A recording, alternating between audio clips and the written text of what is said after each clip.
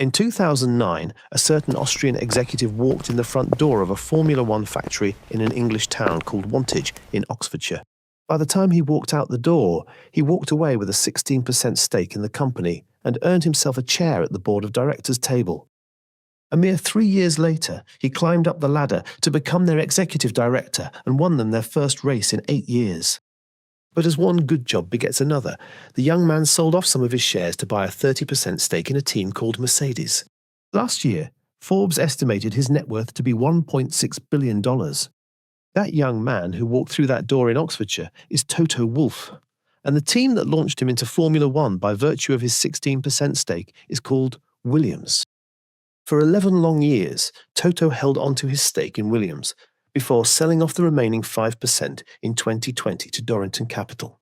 But even after selling his stake, Toto wielded influence on Williams. Apart from being their engine supplier, Toto used the team as a test bed for his young drivers.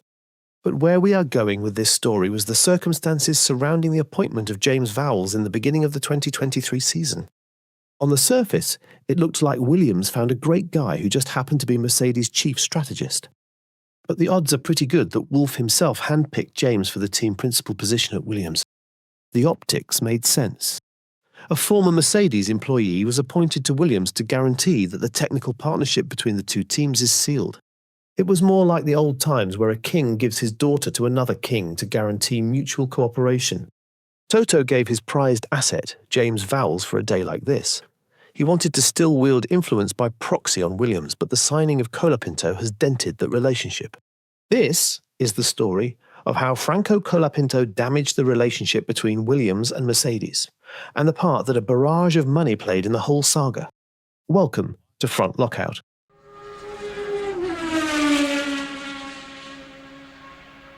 Toto Wolff and his former right-hand man are currently involved in a verbal brawl regarding the seat vacated by Logan Sargeant. Following Logan's $1.7 million crash at the Dutch GP, the team finally had enough and cut him loose. 3 names were floated to replace Logan. Their preferred choice was Red Bull's Liam Lawson. Marco told them they could have him, but insisted that Red Bull reserved the right to recall him at any point before the end of the season. This is the biggest pointer that Helmut Marko still intends to sack either Perez or Ricciardo at some point in the campaign. This recall condition did not go down well with Williams, and they decided to shut down the deal. With Lawson out of reach, the options were cut down to 2. Franco Colapinto, backed by James Vowles, and Mick Schumacher, backed by Toto Wolff. And this set the stage for a direct confrontation between the bosses.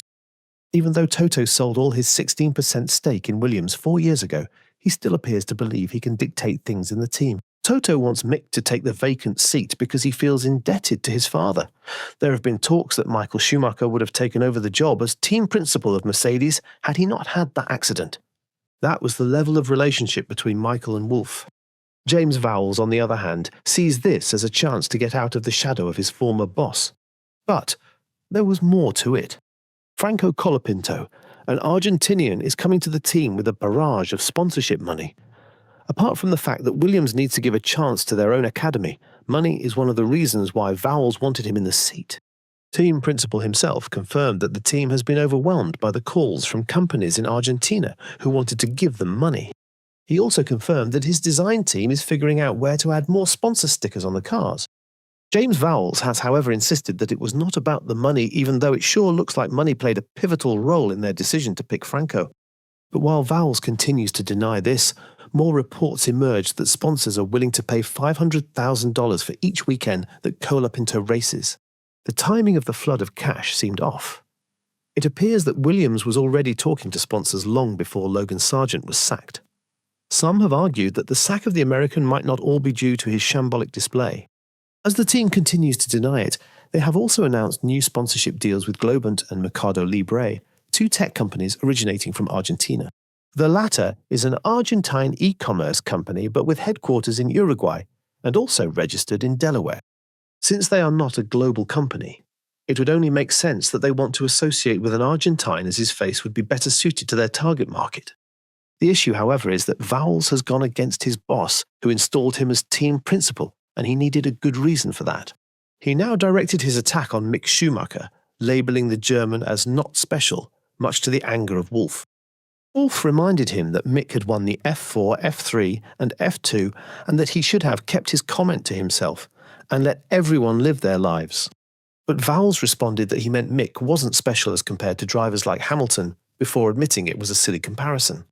The only question we have for Wolff is that if he thought Mick was that good, then why did he give Antonelli the seat? Leave us your thoughts about this. This is Front Lockout, signing off.